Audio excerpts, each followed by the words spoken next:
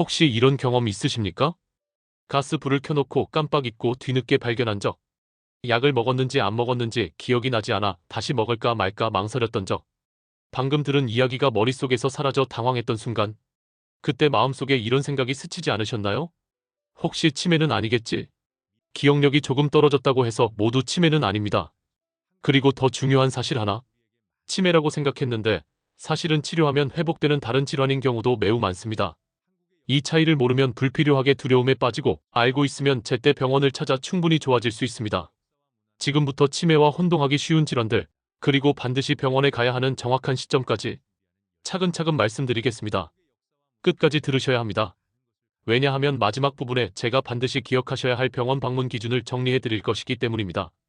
오늘 내용은 시니어 분들뿐만 아니라 부모님을 모시는 자녀분들께도 꼭 필요한 이야기입니다.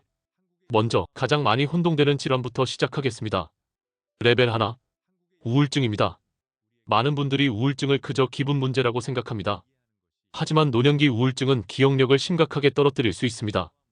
이를 가성치매라고 부르기도 합니다. 70대 초반의 한 어르신 이야기입니다. 최근 몇 달 사이에 말수가 줄고 약속을 자주 잊고 식사도 잘 하지 않으셨습니다. 가족들은 치매가 시작된 것 같다고 걱정했습니다. 하지만 검사 결과는 달랐습니다. 치매가 아니라 심한 우울증이었습니다.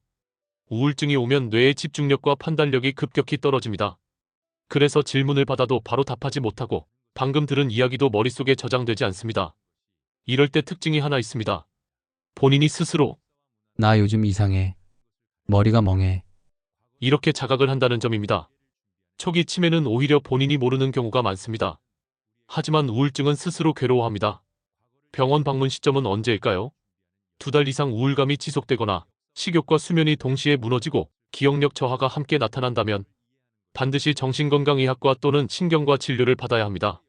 우울증은 약물 치료와 상담으로 충분히 좋아질 수 있습니다. 레벨 2.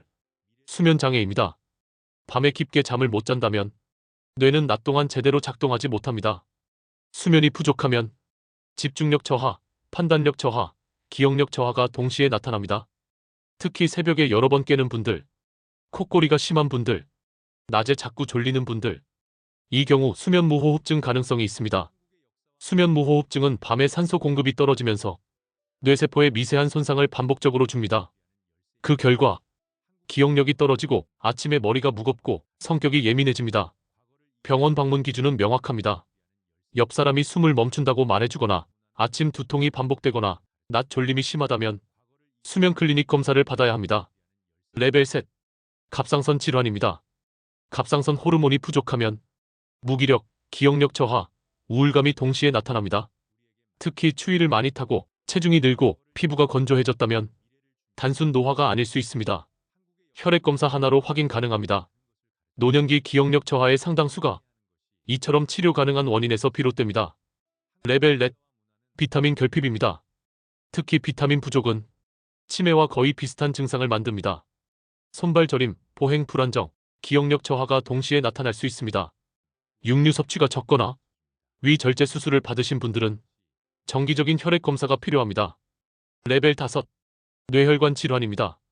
갑자기 말이 어눌해지거나 한쪽 팔 다리에 힘이 빠지거나 평소와 다르게 방향 감각이 떨어진다면 이것은 응급 상황입니다. 이 경우는 지켜보시면 안 됩니다. 즉시 응급실로 가셔야 합니다. 여기서 매우 중요한 병원 방문 기준을 정리해 드리겠습니다. 첫째, 증상이 갑자기 시작되었다. 둘째, 한쪽 몸에 힘이 빠지거나 감각이 둔해졌다. 셋째, 일상생활이 눈에 띄게 무너졌다. 넷째, 본인이 아닌 가족이 먼저 이상을 느낀다. 이 네 가지 중 하나라도 해당된다면 반드시 전문의 진료를 받아야 합니다. 마지막으로 진짜 치매의 초기 신호를 말씀드리겠습니다.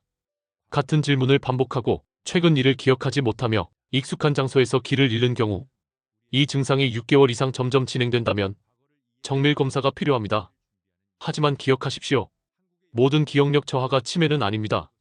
그리고 치매라 하더라도 초기에 발견하면 진행을 늦출 수 있습니다. 두려워서 병원을 피하는 것이 가장 위험합니다.